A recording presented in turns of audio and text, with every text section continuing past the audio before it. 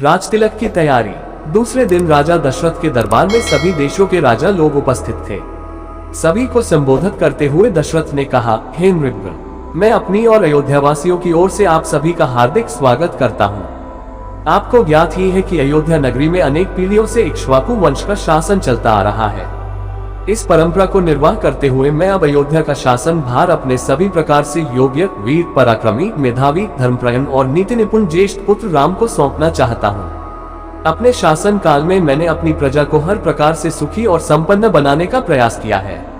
अब मैं वृद्ध हो गया हूँ और इसी कारण से मैं प्रजा के कल्याण के लिए अधिक सक्रिय रूप से कार्य करने में स्वयं को असमर्थ पा रहा हूँ। मुझे विश्वास है कि राम अपने कौशल और बुद्धिमत्ता से प्रजा को मुझसे भी अधिक सुखी रख सकेगा।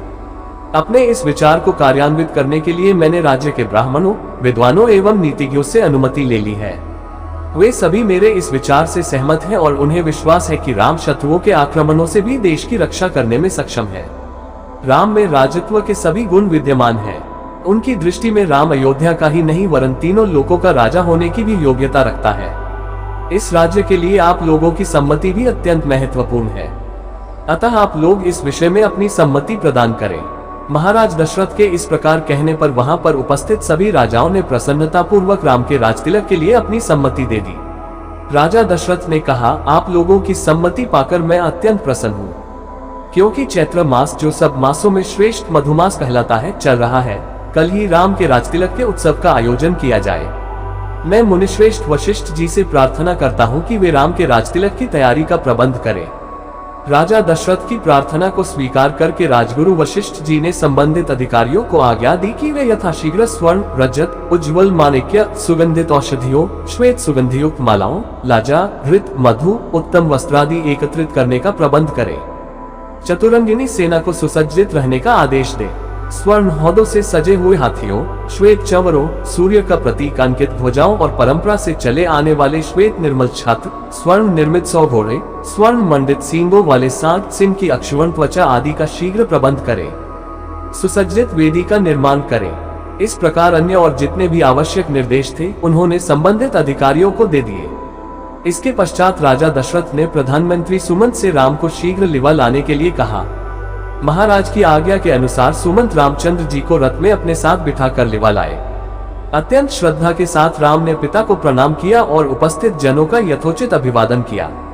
राजा दशरथ ने राम को अपने निकट बिठाया और मुस्कुराते हुए कहा, हे राम, तुम्हारे गुणों से समस्त प्रजाजन प्रसन्न है, इसलिए मैंने निश्चय किया है कि मैं कल तुम्हारा राजतिलक धर दूंगा।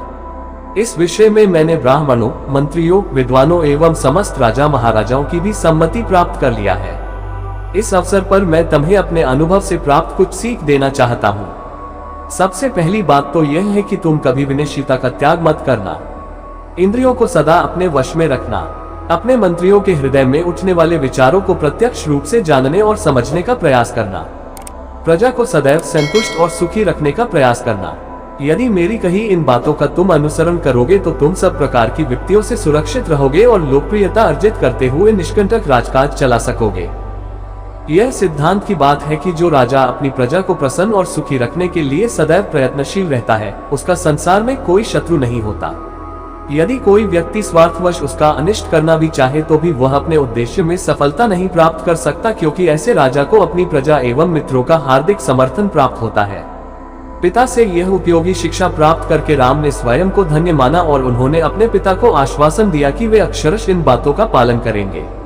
दास दासियों ने राजा के मुख से राम का राजतिलक करने की बात सुनी तो वे प्रसन्नता से उछलते हुए महारानी कौशल्या के पास जाकर उन्हें यह शुभ संवाद सुनाया, जिसे सुनकर उनका रोम रोम पुलकित हो गया।